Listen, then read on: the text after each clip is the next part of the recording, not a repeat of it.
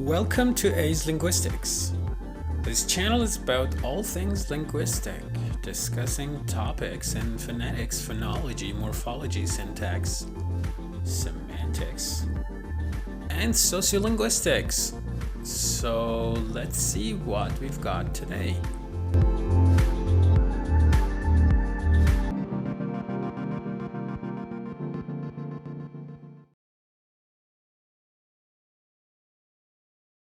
So we divided the sounds into two groups, consonants and vowels, right?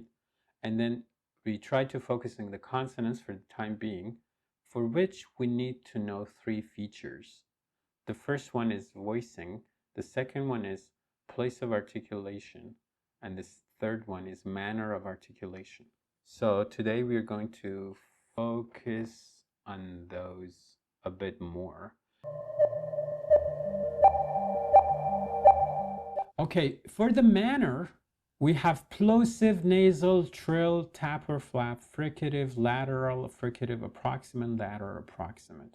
The order of the manners of articulation in the table of consonants is significant. The order is meaningful in the sense that, so when you talk about manner of articulation, it means the two articulators, the passive and the active articulators, in what manner are they involved with each other.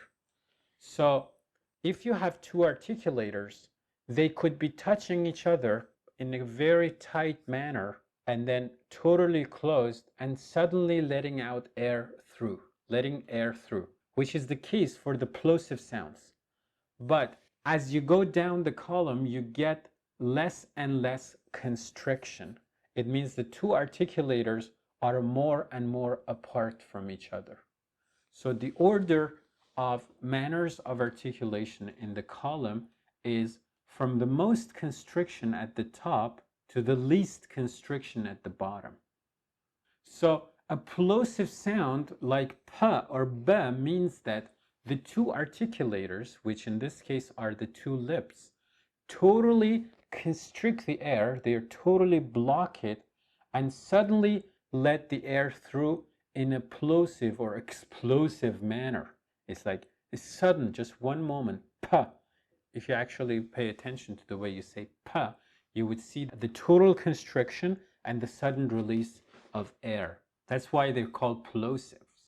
But if you look at the sound f or v, which are called fricative, which sounds like friction, the two articulators, which is the lower lip and the upper teeth, they are involved in a fricative manner. It means they have a friction, but there is a little opening that allows a continuous outflow of the airstream.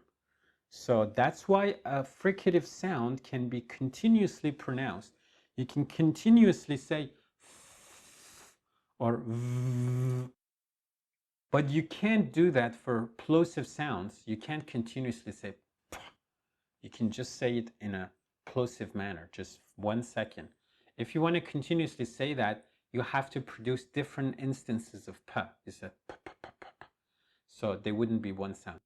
Or if you look at the dental ones with those symbols which you may not be familiar with, the one that looks like a theta, which is a theta actually, it indicates the sound in thing, like th, and then the other one, which is the sound in the, as in brother or father.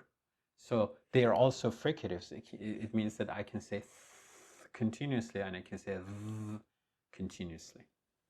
An interesting observation about the fricatives. If you look at the fricative row, you see that all the cells are filled with sounds. And in every cell, you get both possible symbols, both the one on the left and the one on the right. There is no other row in the manner of articulation that has all its cells full, but fricatives are.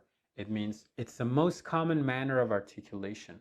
And of course, this table of consonants is not limited to any particular language. This is not about English or Spanish or Russian or Persian or Turkish or Japanese. These sounds are all the consonants in all the languages of the world. So it means that across languages, universally speaking, fricative is the most common manner of articulation.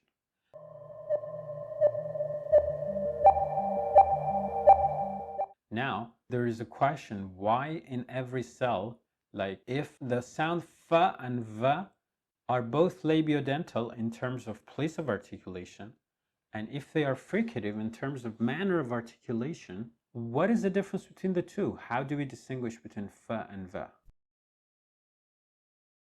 As I told you earlier, to identify every consonant, you need to know three features: place of articulation, manner of articulation. The third, which I haven't discussed, is voicing. So what is voicing? So for example, if you look at the labiodental fricatives, which is f and v, they are both in the same cell, which means they have the same place of articulation and manner of articulation. The difference, and this is true of all the cells, if in any cell you have two symbols, the one to the left is voiceless, the one to the right is voiced. Voicing means vibration of the vocal folds. If a sound is voiced, like a v is in this case, while producing v, you vibrate your vocal folds. And if it's not voiced, you don't vibrate them. You keep them apart and you let air go through. There's no vibration. So the difference between f and v is that in f, you don't vibrate your vocal folds. In v, you do. If you look at this table again more carefully, you would notice that of all the cells, some cells are full with two symbols, one to the left, one to the right. The one to the left is of course voiceless, the one to the right is voiced. Some cells only have one symbol. It's mostly to the right, like for example in the case of ma, it's to the right, but there is no symbol to the left. It means in this case, you only have the voiced version. There is no voiceless version of this sound. There is no voiceless bilabial trill or voiceless bilabial nasal. In the case of the glottals, if you look at the glottal plosive, you only have a symbol to the left, which means voiceless. There is no symbol to the right. Okay? So it means in this case, you don't have the voiced version. And as you have already noticed, and you might be wondering why, some cells are entirely or partially gray. So the cells that are gray, they're not humanly possible to pronounce. So it means you cannot produce a sound which is velar and trill at the same time, either voiceless or voiced. In two of the cells, which is pharyngeal and glottal, half of the cell is gray, the other half is not. It means it is possible to produce a voiceless glottal plosive, but it's not possible to produce a voiced glottal plosive. But in the case of pharyngeal, although the voiceless version is possible, there is no record of it in any language. And of course, the other blank cells or parts of cells which are blank, they are possible to pronounce, but there is no record of them. For example, bilabial taps or flaps. I mean, no linguist has encountered any of these sounds.